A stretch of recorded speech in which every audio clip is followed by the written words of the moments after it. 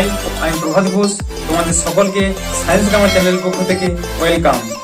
তো আজকে আমরা পড়বো লেন্স সম্বন্ধে।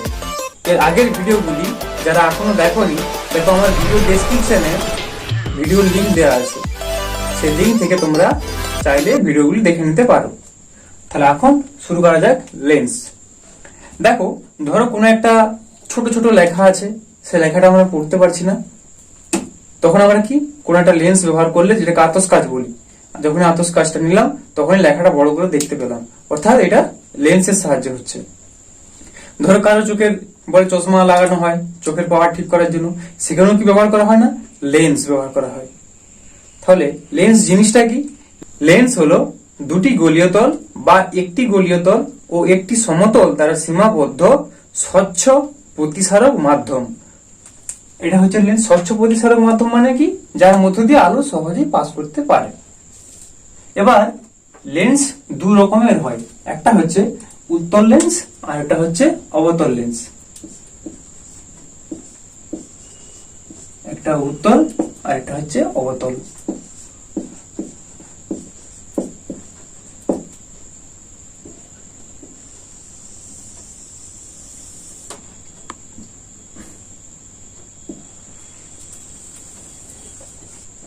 দেখো উত্তল লেন্সটা কিভাবে হয়? দুটো গোলক,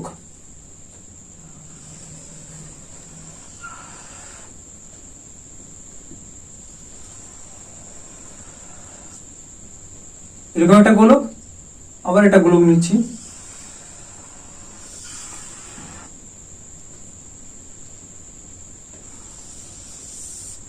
এটা হলো। এখানেও কিন্তু দুটোই গোলক নিচ্ছি। দেখো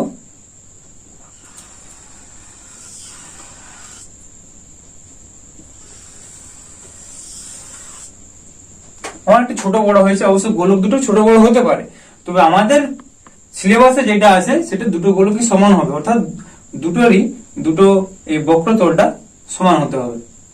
তাহলে দেখো এবার এখানে আমরা কি পাবো?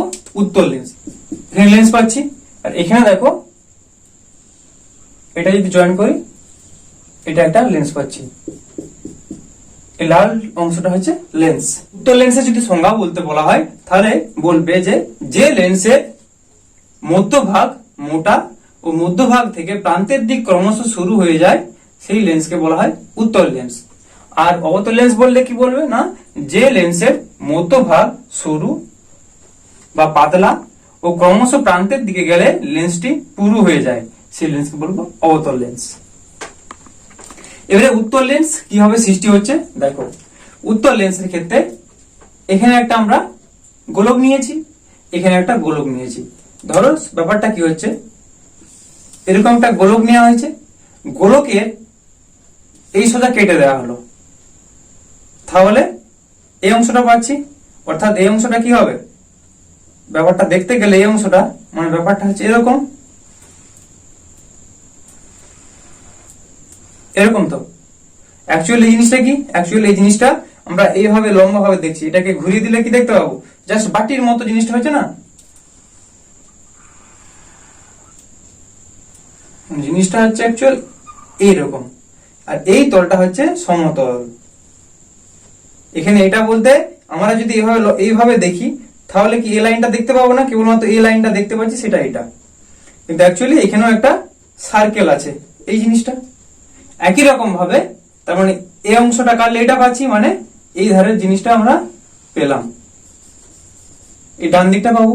ধরো আবার একটা গোলক, সেই গোলকটা এই অংশটা কেটে দিলাম, একই রকম ভাবে সেই অংশটা পেলাম, সেই অংশটা এখানে জয়েন করে দিলাম। তার মানে কি দুটো গোলক, অর্থাৎ এই ধারের যে গোলকটা তার জন্য কোনটা পাচ্ছি, এইটা লাগছে, অর্থাৎ এই দিকেরটার জন্য এইটা লাগছে, এটাকে বলা হচ্ছে সেন্টার।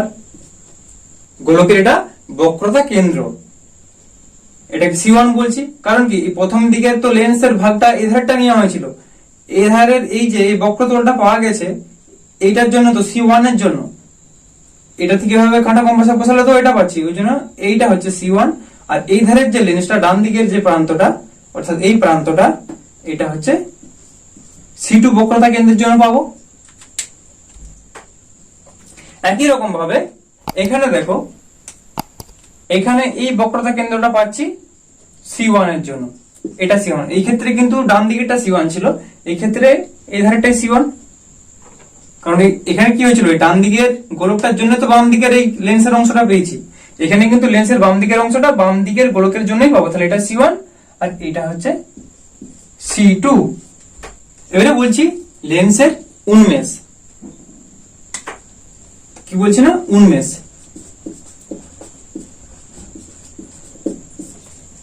দেখো এই লেন্সের, এই উত্তর লেন্সটার দুটো খণ্ড নিয়ে এইভাবে জয়েন হয়েছে, তবে তো লেন্সটা পেয়েছি। এধারের একটা গোলক ছিল তার জন্য এইটা, আর সেধারের গোলকের জন্য এইটা, তবে লেন্সটা হয়েছে। এই গোলকটাকে যখন এইভাবে ঘুরিয়ে দিচ্ছি, তখন এখানটা কি একটা সার্কেল দেখতে পাচ্ছি, লুক লাইক দিস, সার্কেল দেখতে পাচ্ছি। আর এই জায়গাটা হচ্ছে সমতল,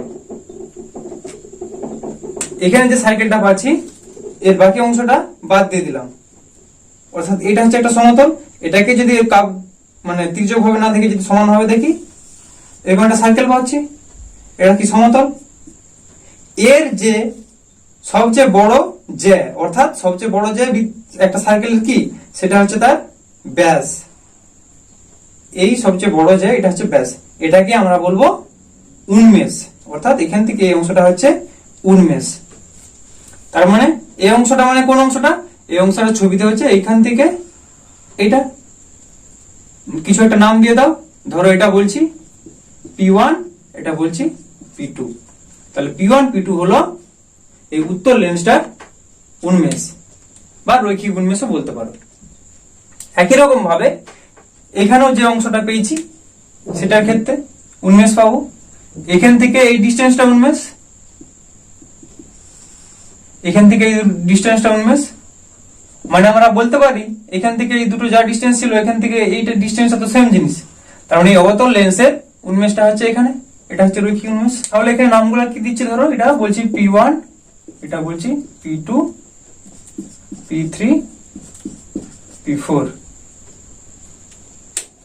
তাহলে এখানে C1 C2 হচ্ছে বক্রতা কেন্দ্র। বক্রতা কেন্দ্রের সংজ্ঞা বলতে বললে কি বলবে না, একটি লেন্স যেই গোলকের অংশ, সেই গোলকের কেন্দ্রবিন্দুকে বলা হয় বক্রতা কেন্দ্র।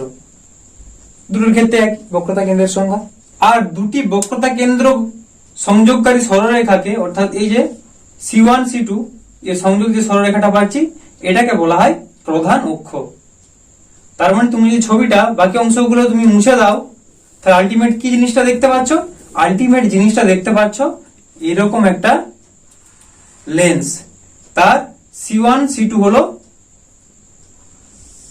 প্রধান অক্ষ। কি বললাম, C1 C2 হলো প্রধান অক্ষ, C1 এটা হচ্ছে C2। একই রকম ভাবে এখানেও সেটা বলবে যে এই একটা লেন্স পাচ্ছি,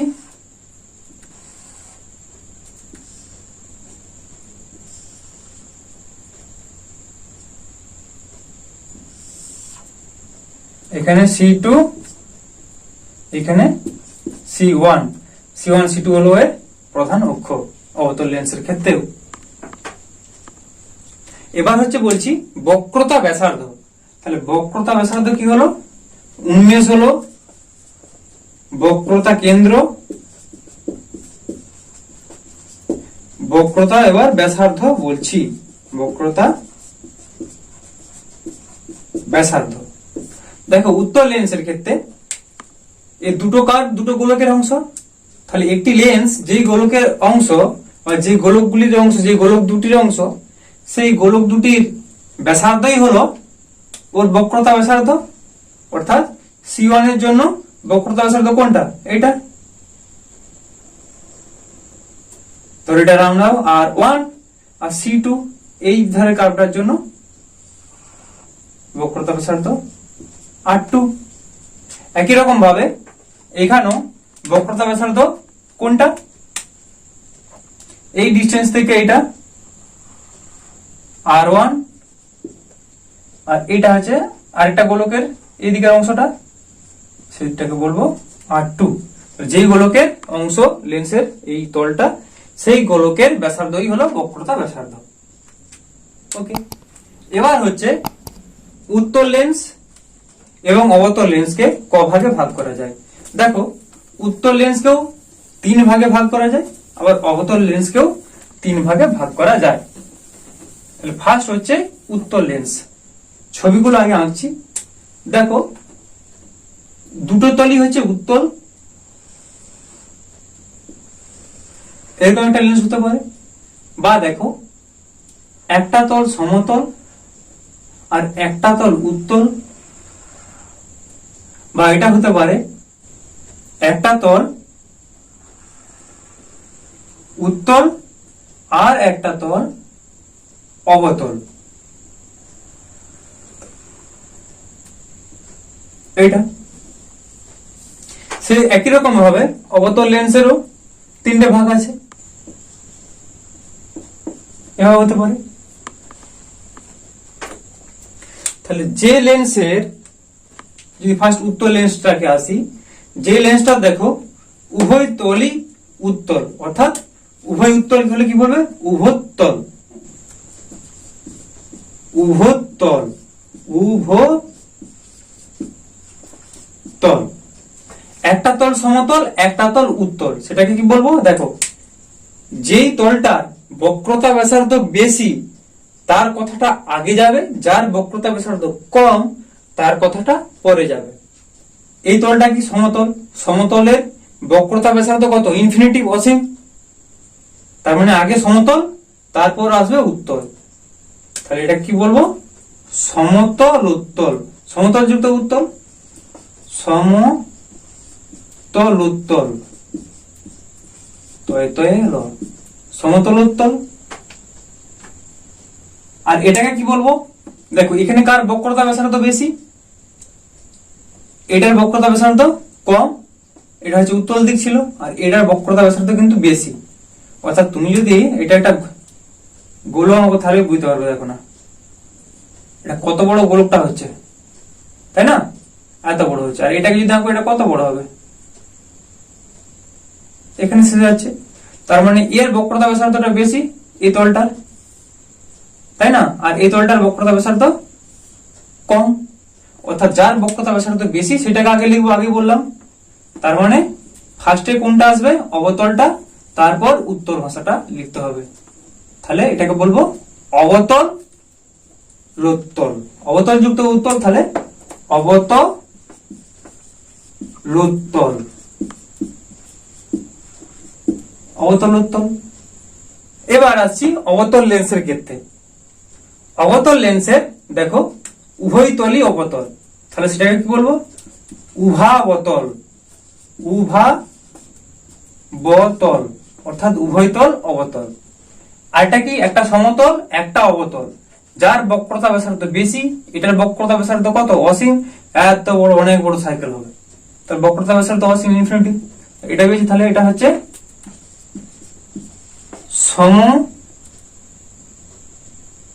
সমাতলা অতল। সমাতলা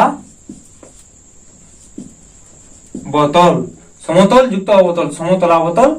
এটাই দেখো, এর বক্রতা ব্যাসার্ধ কতটা হচ্ছে? ছোট যথেষ্ট অবতল দিকটা, আর উত্তল দিকটা কত বেশি হচ্ছে? দেখো, এর বেশি হচ্ছে উত্তল দিকটা। তাহলে উত্তলটা আগে আসবে, তাহলে উত্তল তারপর অবতল, তাহলে উত্তলা বতল। উত্তলা বতল। এটাই গেল উত্তল লেন্স আর অবতল লেন্সের ভাগগুলো। এবার বলছি লেন্সের আলোক কেন্দ্র। আলোক কেন্দ্র পরীক্ষার জন্য খুবই ইম্পর্টেন্ট। আলোক কেন্দ্র তোমাদের সিলেবাসে, অর্থাৎ তোমাদের বইয়ে যে আলোক কেন্দ্রের কথা বলা আছে সেটা পাতলা লেন্সের কথা বলা আছে। অর্থাৎ পুরো সিলেবাসটাই পাতলা লেন্স নিয়ে কাজ হয়েছে। ধরো এইটা একটা উত্তল লেন্স, এটা পাতলা উত্তল লেন্স। হ্যাঁ, এখানে একটা আঁকছি, এই উত্তল লেন্সটা জাস্ট একটু মোটা করে আঁকছি।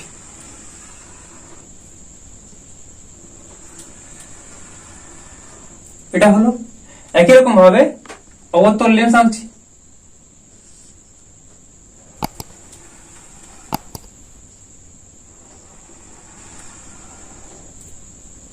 এটা একটা পাতলা অবতল লেন্স, আর এখানে একটা মোটা অবতল লেন্স আঁকছি।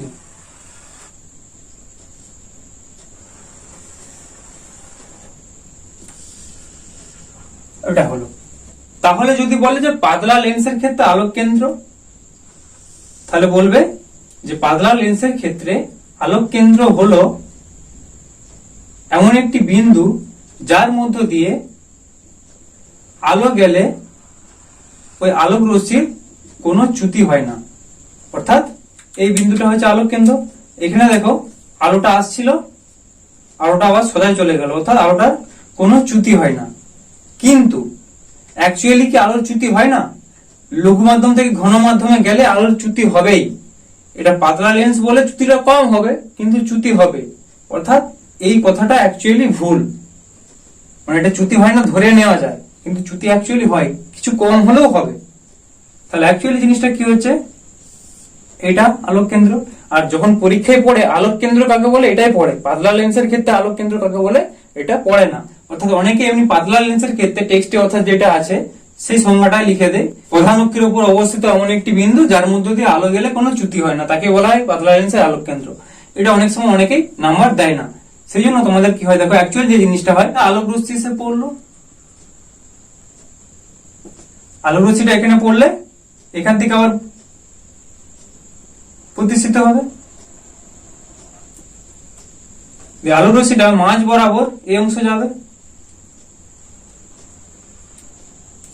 এটা হবে তো এই হয়ে যাবে আলোক রশ্মি। কারণ কি দেখো, এটা ছিল লঘু মাধ্যম, লঘু মাধ্যম থেকে ঘন মাধ্যম আসলো, তাহলে এখানে আমরা অভিলম্বটা আঁকবো, এটা হচ্ছে অভিলম্ব।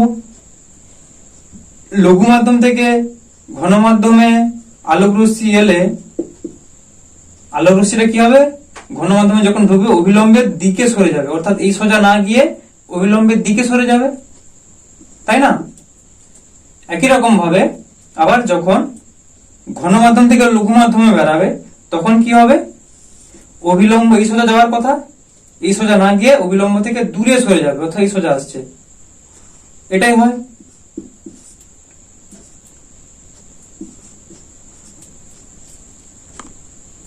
তাহলে এই অনুযায়ী আমাদের আলোক কেন্দ্রের সংজ্ঞা দিতে হবে।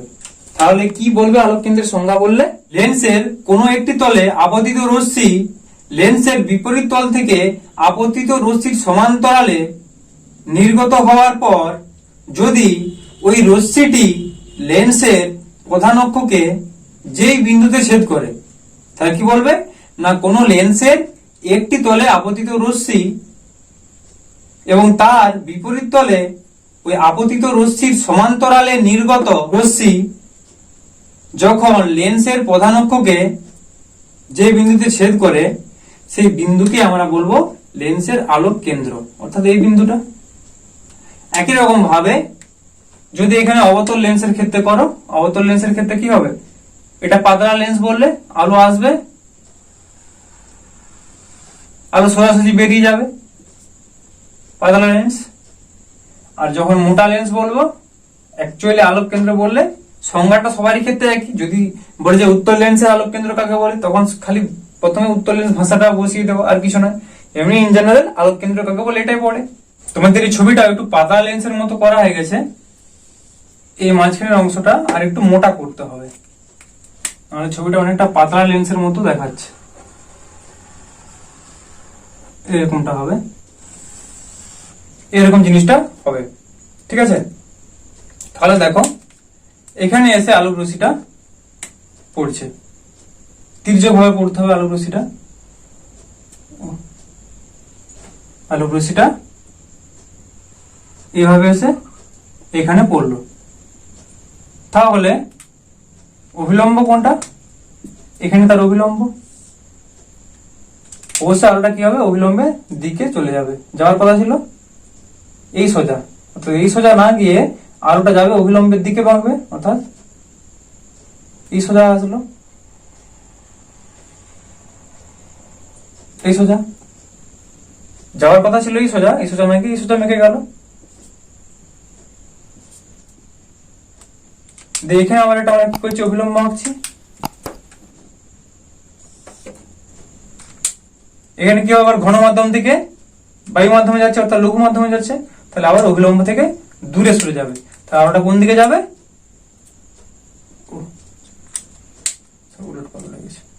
তাহলে আলোটা যাওয়ার কথা ছিল এই সোজা, কিন্তু এই সোজা না গিয়ে অভিলম্ব থেকে দূরে সরে যাবে, অর্থাৎ এই সোজা যাবে। এটাই হচ্ছে অবতল লেন্সের ক্ষেত্রে আলোক কেন্দ্র। যখন আঁকবো তার আলোক কেন্দ্র কোথায় পাবো, এই পয়েন্টটা হচ্ছে আলোক কেন্দ্র। লেন্সের বা অবতল লেন্সের যখন আলো একটি পৃষ্ঠে এসে আপতিত হয়, তখন তার বিপরীত পৃষ্ঠে নির্গত আলোক রশ্মি আপতিত আলোক রশ্মির সমান্তরাল হলে ওই আলোক রশ্মি লেন্সের প্রধান অক্ষের যে বিন্দুতে ছেদ করে সেই বিন্দুটাকে বলা হবে অবতল লেন্সের আলোক কেন্দ্র। একই ব্যাপার। এইবার পড়বো লেন্সের অভিসারী ক্রিয়া ও অপসারী ক্রিয়া।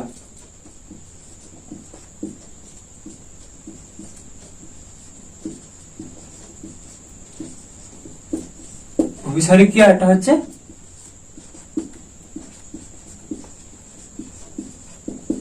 অপসারী ক্রিয়া। তাহলে দেখো এখানে একটা আমরা উত্তল লেন্স আঁকছি, যেহেতু এই দুইটা উত্তল,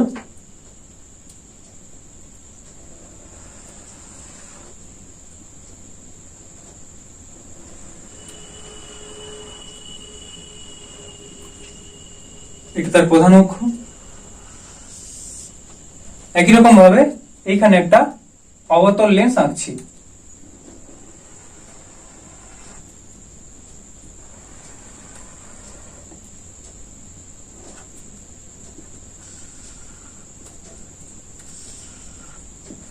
অবতল লেন্স আঁকলাম, এটা তার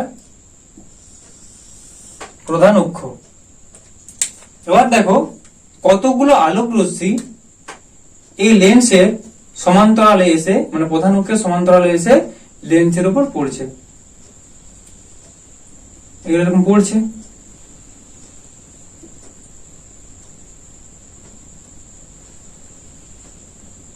অ্যাকচুয়ালি ছবিটা আঁকতে গেলে এই জায়গাতে এতটা পর্যন্ত টাচ করানো দরকার। একই রকম ভাবে এখানে আলোগুলো যাচ্ছে, এসে পড়ছে, এরকমটা হলো। এবার তাহলে আলোগুলো কি হবে, দেখো আমরা প্রিজম পড়েছিলাম, এই লেন্সটাকে একটা প্রিজম হিসেবে কল্পনা করা যাবে। সেটা কিভাবে হচ্ছে ভাবো।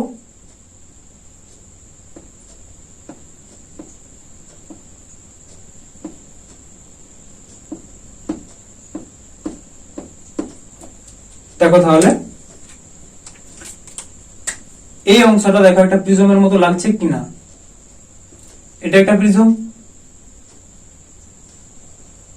আবার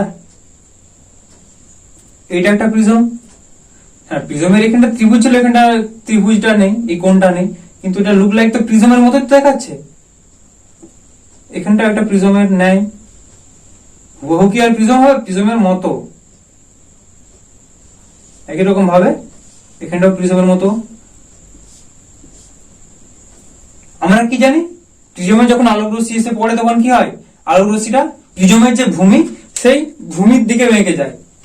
এখানে দেখো প্রধান অক্ষের সঙ্গে প্রধান অক্ষের সম্মুখ প্রান্তে নিচের দিকটা থেকে যদি দেখে যায়, তখন দেখে যে প্রধান অক্ষের সম্মুখ প্রান্তটা হচ্ছে ভূমির নিয়ে আচরণ করছে।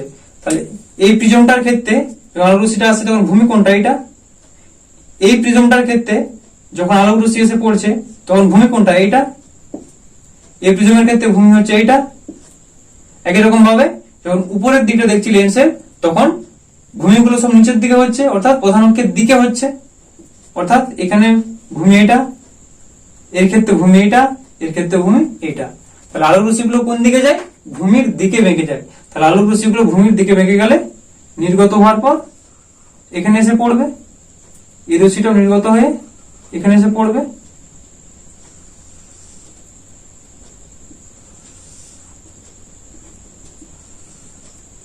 এভাবে এগুলা এরকম পড়বে, অর্থাৎ রশ্মিগুলো একটা প্রধান অক্ষের উপর একটা বিন্দুতে এসে মিলিত হবে। প্রধান অক্ষের উপর একটা বিন্দুতে এসে মিলিত হবে। এই বিন্দুটাকে যদি ধরো বলছি এফ, তাহলে ওই জন্য কি বলা হয় না, উত্তল লেন্সকে অভিসারী লেন্স। সমান্তরাল আলোক রশ্মি গুচ্ছগুলো যখন এসে উত্তল লেন্সের উপর পড়ে, তখন উত্তল লেন্সে আপতিত হওয়ার পর প্রতিসৃত রশ্মিগুলো একটা বিন্দুতে এসে মিলিত হয়, প্রধান অক্ষের উপর একটা বিন্দুতে এসে মিলিত হয়। ওই জন্য উত্তল লেন্সকে বলা হয় অভিসারী লেন্স। আবার যখন অপসারী লেন্স বলা হবে অবতল লেন্সকে। কেন বলা হবে দেখো, দেখো একই রকম ভাবে ছবিটা একটু বড় করছি, নাহলে বুঝতে আমাদের অসুবিধা হবে।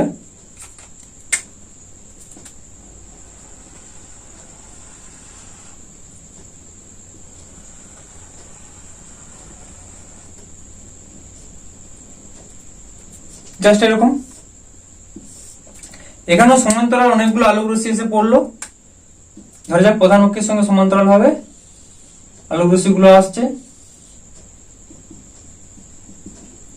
আলোক রশ্মিগুলো এসে পড়ছে।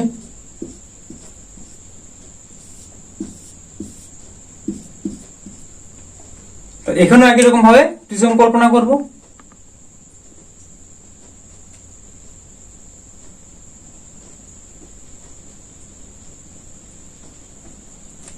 তাহলে প্রিজম কল্পনা করলে এরকম দেখতে পাচ্ছি।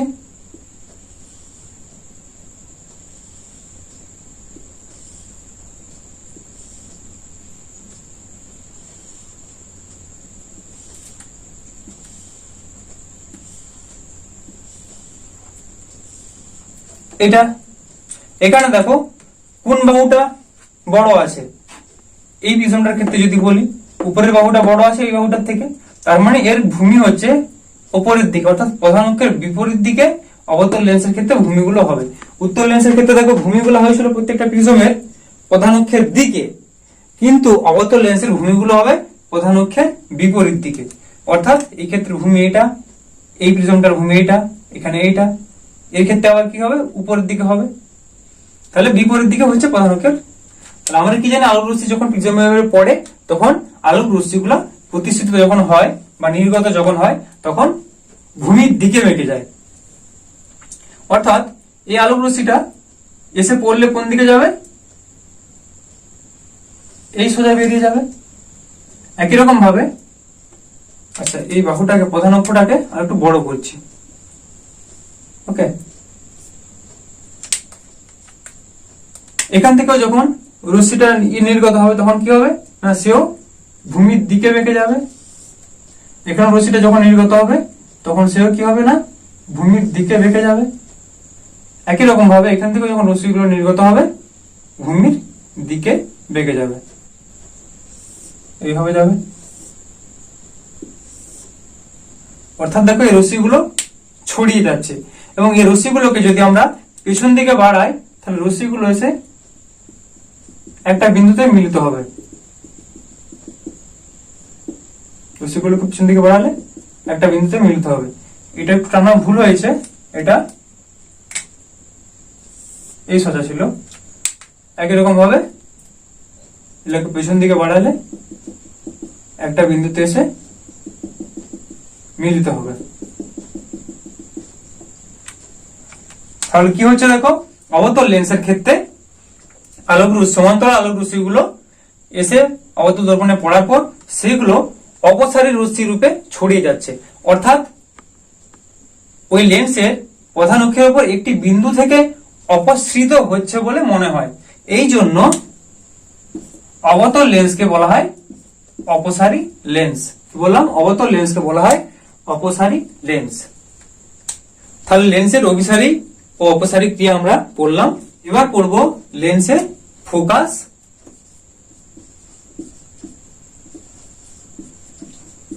ফোকাস দূরত্ব ও ফোকাস স্তর। তাহলে ফার্স্ট আসি দেখো ফোকাস। দেখো লেন্সের এখানে আলোক রশ্মিগুলো যাওয়ার পর সমান্তরাল রশ্মিগুলো একটা বিন্দুতে এসে মিলিত হয়েছে। তাহলে এইটাকে আমরা কি বলবো, লেন্সের ফোকাস এফ বা মুখ্য ফোকাস। আবার এখানেও দেখো আলোক রশ্মিগুলো কি হয়েছে, লেন্সের উপর পড়ার পর মনে হচ্ছে একটা বিন্দু থেকে অপসৃত হচ্ছে। যেই বিন্দু থেকে প্রধান অক্ষের উপর যেই বিন্দু থেকে অপসৃত হচ্ছে সেই বিন্দুটাকে আমরা বলবো ফোকাস এফ। আবার জিনিসটা এরকম এর ঠিক উল্টো দিকটা হতে পারে। মানেটা কি, ধরো এরকম একটা উত্তল লেন্স,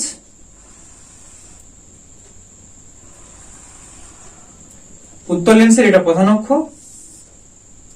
এবার দেখো কতগুলো আলোক রশ্মি প্রধান অক্ষের ওপর একটি বিন্দু থেকে এসে উত্তল লেন্সে পড়ছে।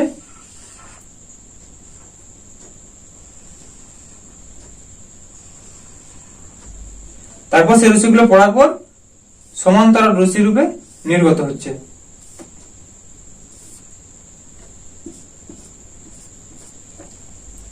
তখন কি এই বিন্দুটাকে আমরা কি বলবো, ফোকাস, অর্থাৎ এফ। অ্যাকচুয়ালি এটাকে বলা হয় প্রথম মুখ্য ফোকাস, আর এখানে যেটা হয় এটাকে বলা হয় দ্বিতীয় মুখ্য ফোকাস। দুটোই মুখ্য ফোকাস, এটাকে সাধারণত প্রথম মুখ্য ফোকাস বলা হয়, এটাকে দ্বিতীয় মুখ্য ফোকাস বলা হয়। একই রকম ভাবে যদি অবতল লেন্সের ক্ষেত্রে দেখি, তাহলে অবতল লেন্সের ক্ষেত্রেও আমরা এর ঠিক বিপরীত জিনিসটা পাবো।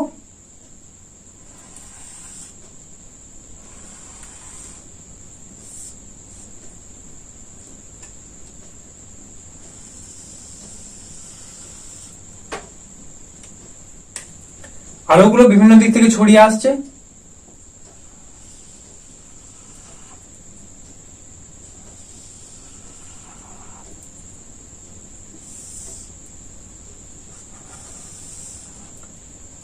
বিভিন্ন দিক থেকে ছড়িয়ে আসার পর সেটা কি হচ্ছে না, সমান্তরালে বেরিয়ে যাচ্ছে।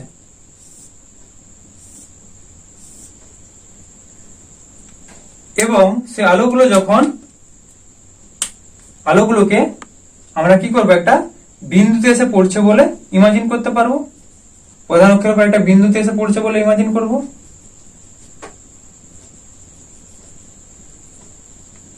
তাই না? ওই বিন্দুটাকে আমরা কি বলবো, অবতল লেন্সেরও মুখ্য ফোকাস এফ। এটাকে বলা হয় প্রথম মুখ্য ফোকাস, এটাকে বলবো দ্বিতীয় মুখ্য ফোকাস, F1 F2। বলে আমরা কি বললাম, ফোকাস, প্রথম মুখ্য ফোকাস জিনিসটা কি আর দ্বিতীয় মুখ্য ফোকাস জিনিসটা কি। তবে এই মুখ্য ফোকাস দুটোই বেশি কাজে লাগে। হ্যাঁ, সবসময় দুটো মুখ্য ফোকাস বোঝানোর দরকার হয় না, যখন ছবি আঁকবে একটা করলেও হয়ে যায়। যে ক্ষেত্রে যেরকম হয় সেগুলো তোমরা প্রয়োগ করবে। এবার বলছি ফোকাস দূরত্ব। ফোকাস যদি দূরত্ব বলা হয়, দেখো লেন্সের আলোক কেন্দ্র থেকে, অর্থাৎ এটা আলোক কেন্দ্র বলে এখানে আলোক কেন্দ্র, এর আলোক কেন্দ্র কোনটা, এখানটা কি ছিল, এফ পয়েন্ট ছিল। আলোক কেন্দ্র থেকে, আলোক কেন্দ্র একটা নাম দিয়ে দাও, ধরো সাপোজ বলছি পি। পি থেকে এফ পয়েন্ট পর্যন্ত যে দূরত্বটা, এই যে দূরত্বটা, এটাকে বলা হয় লেন্সের ফোকাস দূরত্ব বা ফোকাস দৈর্ঘ্য। একই রকম ভাবে এর ফোকাস দূরত্ব কত, এখান থেকে এখানে, এই পয়েন্টটা পি হলে পি থেকে এফ পর্যন্ত দূরত্ব। এখানেও যদি বলি এই পয়েন্টটা পি হলে পি থেকে F1 পর্যন্ত দূরত্বই হলো এই লেন্সটির ফোকাস দূরত্ব বা ফোকাস দৈর্ঘ্য। এবার বলছি ফোকাস তল। লেন্সের দেখো যেখানে আলোগুলো এসে পড়ছে সেখানে একটা লম্ব ভাবে একটা তল কল্পনা করা হলে, এখানে যদি একটা লম্ব ভাবে একটা তল থাকে, এই তলটাকে আমরা কি বলবো, যে ফোকাস তল। বা একই রকম এখানেও বলতে পারো, এখানে একটা লম্ব হবে, প্রধান অক্ষের সঙ্গে লম্ব হবে যদি একটা তল থাকে, সেই তলটাকে আমরা বলবো ফোকাস তল। একই রকম ভাবে অবতল লেন্সের ক্ষেত্রেও এখানে একটা তল কল্পনা করা হলে প্রধান অক্ষের সঙ্গে লম্ব হবে, সেই তলটাকে আমরা বলবো প্রধান তল, ফোকাস তল। একই রকম ভাবে F1 এ যখন হচ্ছে এখানেও একটা যে তল থাকে সেটাকে আমরা বলবো ফোকাস তল। আর এই যখন ফোকাস দূরত্ব বলছিলাম, এই ফোকাস দূরত্বকে সাধারণত স্মল এফ দ্বারা চিহ্নিতকরণ করা হয়। তো আজকে এই পর্যন্তই। তোমাদের যদি ভিডিওটি ভালো লাগে তাহলে ভিডিওটি লাইক করো এবং আমার চ্যানেলে নতুন হয়ে থাকলে আমার চ্যানেলটিকে সাবস্ক্রাইব করো। আর এর আগের ভিডিওগুলো যদি তোমাদের দেখা না হয়ে থাকে তাহলে ভিডিও ডেসক্রিপশনে লিংক দেওয়া আছে, তোমরা যেয়ে দেখে নিতে পারো। ওকে, তোমরা সকলে ভালো থাকো।